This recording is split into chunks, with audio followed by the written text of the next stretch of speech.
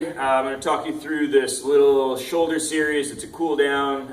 It's a great sequence that you can take yourself through to help improve shoulder mobility issues, especially if you are one of those people who cannot lift their arm over their head without having to arch your back. So this is going to address a couple of different things.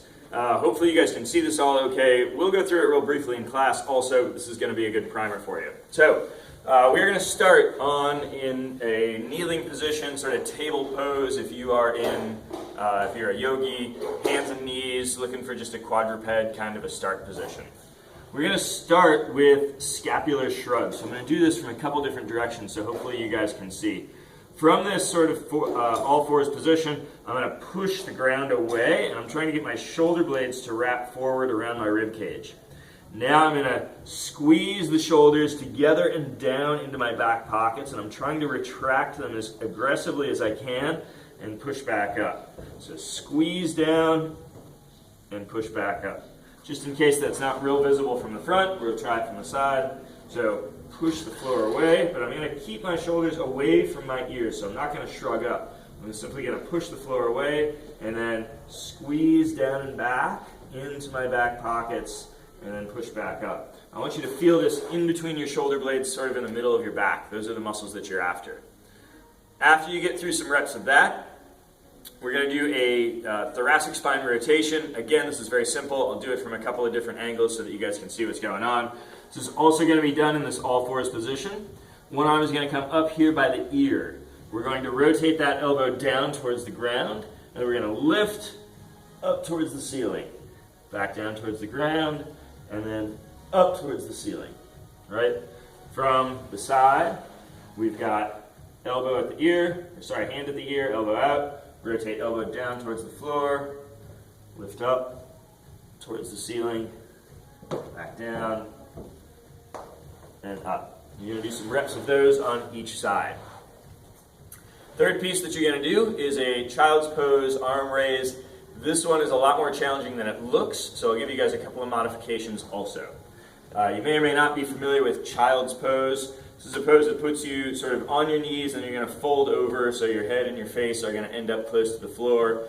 You do not have to put your face directly on the floor, and it's okay if you can't quite sit all the way down on your heels or can't quite get all the way folded over into this position.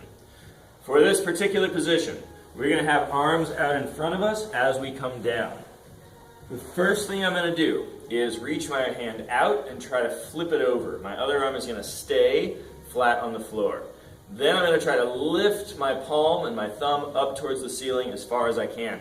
You may or may not be able to get it very far off of the floor, right? So again, from a couple of different angles. From the front, we've got child's pose position. I'm going to reach my hand out, flip it over, and then try to lift as far as I can off of the floor, come back down, and flip it back over.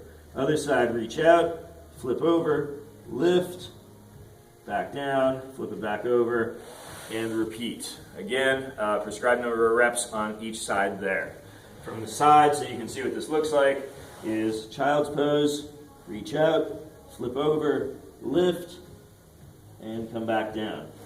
Things that we want to try to avoid. Bending the elbows is going to significantly make this easier. So if your elbows are bending as you're doing this, one thing that you can do is slide your hands out to the side. So we can go from here to a position here where we flip over and lift. This is going to give you a little bit more room. You can see that I get much higher off of the ground out in that Y position as opposed to directly overhead. Eventually you want to work your way into shoulder width position. Final piece to this is some loaded arm circles. You can do these standing. I'm going to do them on my knees so you can see the entirety of me in the frame. I have here a 5-pound dumbbell. A 2.5-pound dumbbell will also work, or a bumper plate can work just as well. Not a bumper plate, a small plate. Fractional plates can work just as well. You're going to take, I'm actually going to use the plate because it's going to be a little bit easier to see what's going on. Palm is going to be facing forward as I start this movement. This is just a big giant arm circle with a little bit of weight. These are done nice and slowly, and you're looking for control through this rather than trying to rush through. I'm going to allow my shoulders to turn, and I'm going to reach this plate out as far in front of me as I can. From here, I'm going to come up, up, up, up, up, up, keeping the palm of my hand backwards until I get directly over the shoulder, at which point I will turn it 180 degrees and come down the back of the circle. Again, shoulders can rotate a little bit if they have to. This should feel like a smooth rotation. It shouldn't be clunky or chunky. If it is, use your shoulders more or lower the weight. Right? So again, palm forward, lifting out and away, up over the shoulder before I rotate and come back down the other side. From the side, I've got externally rotated shoulder as I reach up and overhead, maintaining external rotation. Here, I internally rotate and come down the back side of that circle, all the way down. About that tempo is what we're after. So in doing reps of this, it's an up,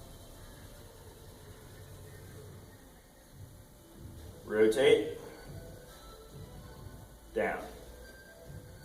Doesn't take a lot of reps for this to turn into the heaviest 5 pounds ever. So again, smaller plates will work. They'll allow you to experience a little bit less fatigue in the shoulder, and use them if you're getting any clunky, chunky, grindy things going on. That stuff is generally not good. All right? Have fun with it. Any other questions we can answer in class. See you there.